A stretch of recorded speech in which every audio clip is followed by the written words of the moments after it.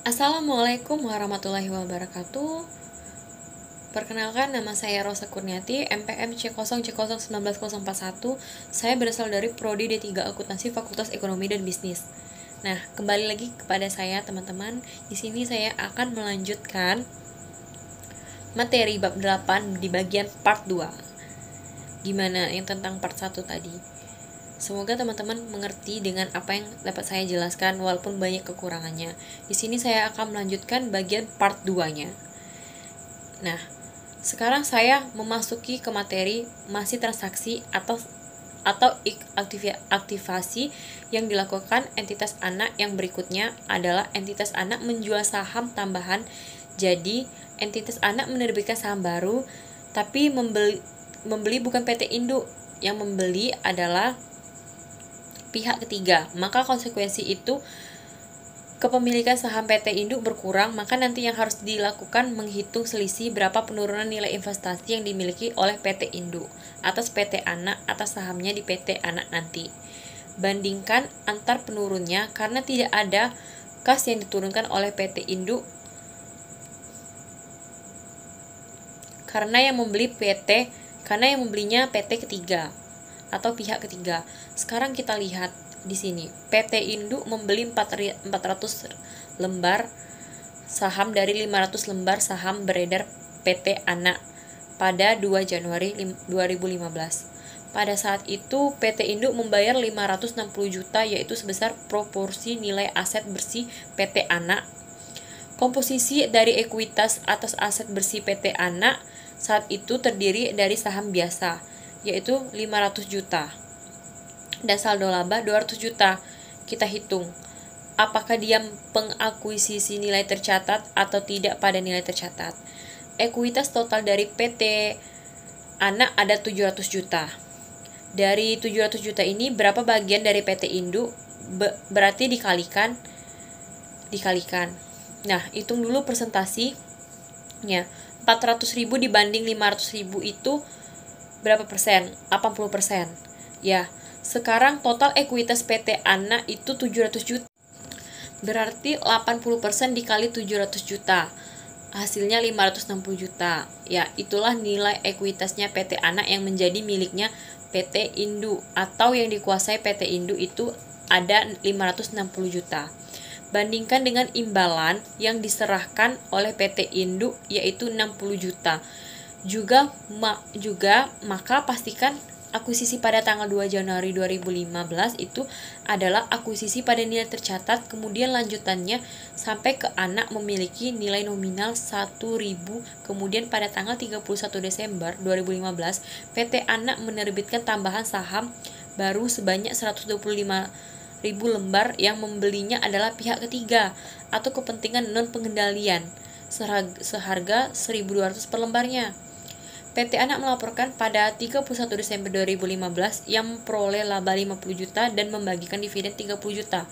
Sekarang kita lihat dampak dari penerbitan dari saham yang dibeli dari pihak ketiga mengakibatkan kepemilikan PT Induk itu menjadi turun dari 80% menjadi 60%. Kok bisa? Dari mana hitungnya? Kepemilikan saham PT Induk tidak berubah, yaitu 400.000 lembar. Tapi jumlah saham beredar menjadi meningkat dari 500 lembar menjadi 625 lembar, maka 400.000 lembar dibagi 625 lembar itu adalah 64%. Jadi turun persentase kepemilikan PT Induk pada PT Anak dari 80% menjadi 64%. Kemudian, penerbitan tambahan saham yang dilakukan oleh PT Anak meningkatkan ekuitasnya. Kenapa meningkatnya ekuitas Anak? Karena menerbitkan saham baru, maka PT Anak itu akan mencatat di posisi kredit ada akun modal saham biasa yang dihitung dari jumlah. Baru saham baru yang ditentukan berarti 125 lembar dikalikan dengan nilai nominalnya Rp100.000. Berarti modal saham biasa PT Anak itu meningkat.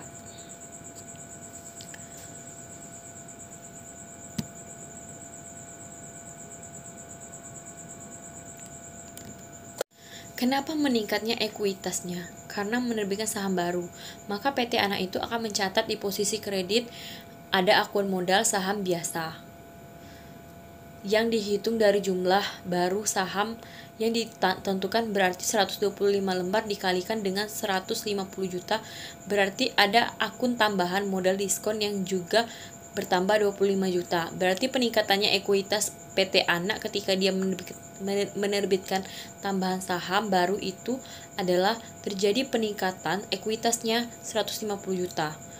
Dengan rincian 125-nya adalah peningkatan pada modal saham biasa dan 25 jutanya adalah peningkatan pada saldo tambahan. Sekarang kita hitung ya kan, ini adalah posisi ekuitas PT Anak sebelum adanya tambahan saham baru yang diterbitkan. Ini setelah adanya saham baru yang ditentukan.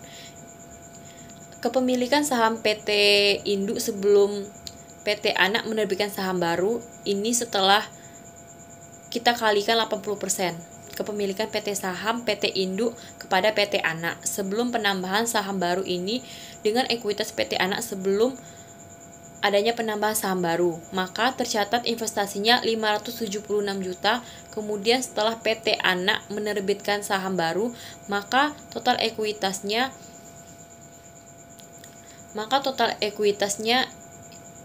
berubah menjadi 870 juta dan kepemilikan saham yang dimiliki PT Induk berkurang 64%. Kalikan 64% itu, maka tercatat investasinya turun menjadi 556 juta 800 ribu rupiah. Terdapat selisih 19 juta 200 ribu rupiah. Nah, untuk kasus ini tidak dapat kita bandingkan berapa adanya kas yang diperoleh oleh PT Induk. Kenapa tidak bisa? Karena transaksi ini bukan Induk yang melepaskan sahamnya, tapi PT Anak yang menerbitkan tambahan saham baru. Beda dengan kasus sebelumnya. Pada kasus sebelumnya, memang kepemilikan saham PT Induk turun, tapi dia mendapatkan kas. Kenapa dia mendapatkan kas? Karena yang dijual oleh PT Induk adalah sahamnya PT Anak yang dimiliki. Kalau kasus ini kepemilikan saham PT Induk turun, tapi dia tidak mendapatkan selisih, tapi dia tidak mendapatkan kas sama sekali. Kenapa dia tidak mendapatkan kas? Bukan karena dia yang menerbitkan saham. Yang menerbitkan saham adalah PT Anak. Maka langsung 119 juta 200 ribu itu selisih ini adalah sebagai pengurang, yang artinya ekuitas ini akan dicatat pada posisinya. Nah, kenapa sekarang kita lihat di sini ekuitas langsung dicatat 126 juta. Investasi PT Anak berkurang. 126 juta ini apakah ada kesalahan atau gimana? Kenapa kok investasi pada PT Anak berkurang 126 juta? Kenapa bukan 19 juta 200? Apakah ada kesalahan di sini? Padahal kan investasinya turun bukan 126 juta. Artinya apa yang dicatat di sini terjadi kesalahan. Jadi bukan 126 juta tapi sebesar 19 juta 200 ribu rupiah. Diganti. Ya, jadi berkurang 19 juta 200 ribu rupiah. Kenapa tidak ada kas beda dengan tadi ada kas yang diterima oleh PT Induk?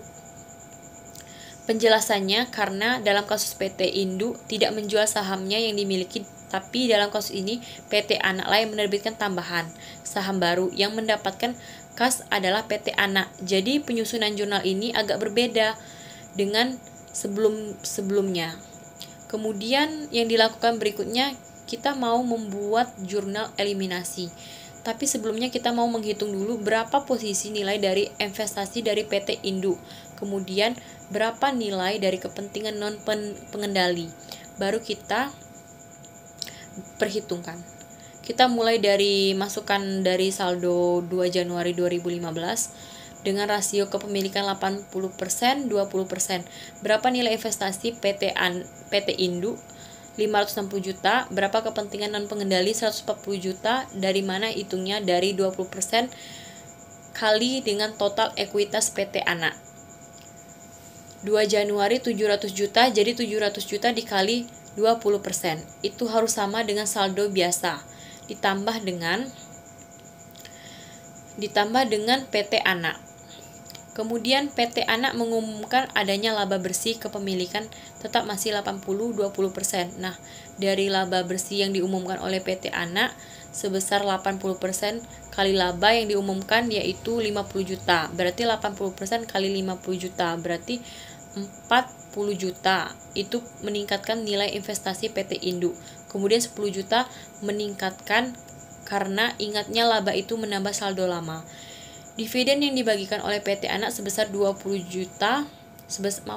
Dividen yang dibagikan oleh Anak sebesar 30 juta ya akan mengurangi nilai investasi PT Induk pada PT Anak. Kenapa seperti itu?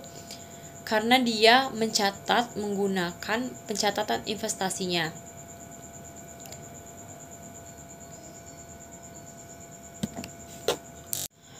Menggunakan metode ekuitas, maka penyesuaian yang dilakukan PT Induk adalah ketika dia menerima dividen dari PT Anak, dia akan mengurangi nilai investasi sebesar 24 juta.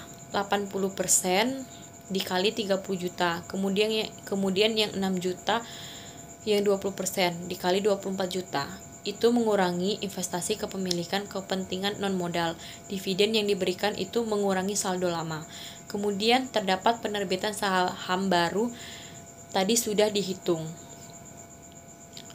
Sebagai akibat dari penerbitan saham baru, PT Anak yang dibeli oleh pihak ketiga ternyata mengakibatkan nilai investasi PT Induk pada PT Anak turun 19.200.000. Kemudian kepentingan non pengendali itu meningkat sebesar 169.200.000 rupiah. Nah, bagaimana dapatnya ini? Adanya peningkatan non pengendali, terjadinya kesalahan atau tidak.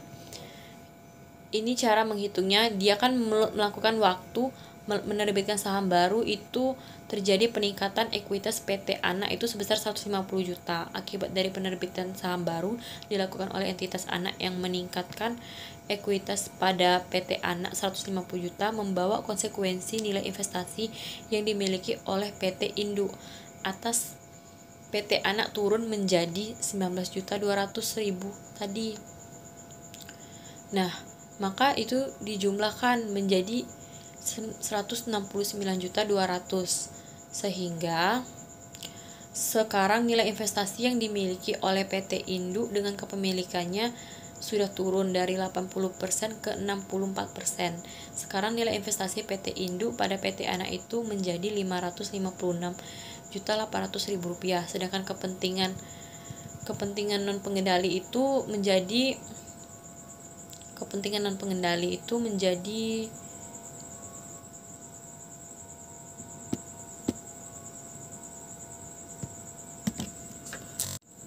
kemudian kepentingan non pengendali kita munculkan sebesar 313.200.000 rupiah. Itu kalau entitas anak melebihi tambahan saham baru yang dibeli oleh pihak ketiga. Sekarang ada lagi aktivitasnya, yang melakukan adalah entitas anak juga, tapi bukan menerbitkan saham baru, tapi entitas anak akan membeli kembali atau menarik sahamnya yang beredar sebagai saham Kresum. Nah, saham yang ditarik ini adalah saham yang berasal dari entitas induk. Di sini saya contohkan. Bobby itu punya saham di perusahaan saya sebanyak 800.000 lembar. Jumlah total saham yang beredar itu ada 1 juta lembar. Berarti Bobby punya 80% saham di perusahaan saya, maka itu adalah dan 20%-nya lagi dimiliki oleh Citra. Nah, yang menarik kembali atau membeli saham yang saya punya, saya dripkan itu adalah Bobby. Berapa jumlah saham yang saya beli? Bobby yang saya beli itu saham saya sendiri. Saya membeli saham kepada PT Bobby sebanyak 200.000 lembar. Saya tarik dan itu sebagai saham resum, artinya tidak beredar. Maka apa konsekuensinya? Konsekuensinya jumlah saham yang dimiliki oleh PT Bobby atas sahamnya PT saya itu turun dari 800.000 lembar menjadi 600.000 lembar yang dimiliki oleh PT yang dimiliki oleh PT Bobi.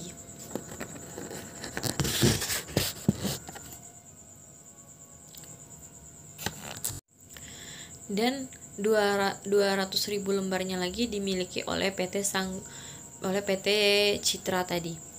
Atas perusahaan saya itu tetap sebanyak 200.000 lembar, karena yang beredar menjadi turun 200 itu dijadikan saham resum otomatis. Presentasi kepemilikan saham yang dimiliki oleh PT Bobi atas perusahaan saya itu berubah menjadi 80%. Sekarang sudah turun. Berapa? Hitung aja, 600.000 lembar dibagi dengan 800.000 lembar. Berarti itu 75%. Nah, 75% itu awalnya PT Bobi punya saham di perusahaan saya itu 80%, yaitu 800.000 lembar dibagi 1 juta lembar tiap yang beredar. Karena saya menarik 200 lembar saham saya di PT Bobi, maka sekarang jumlah yang beredar turun, yaitu sebesar 800.000 lembar, dan kepemilikan saham yang dimiliki oleh PT Bobi atas perusahaannya turun menjadi 600.000 lembar. Jadi 600.000 lembar itu dibagi 800.000 lembar menjadi 75%. Nah, hitung sekarang yang dimiliki oleh PT Citra. PT Citra sekarang punya 200.000 lembar. Tapi bukan atas 1 juta lembar, tapi atas 800.000 lembar. Berarti naik menjadi 25%, yaitu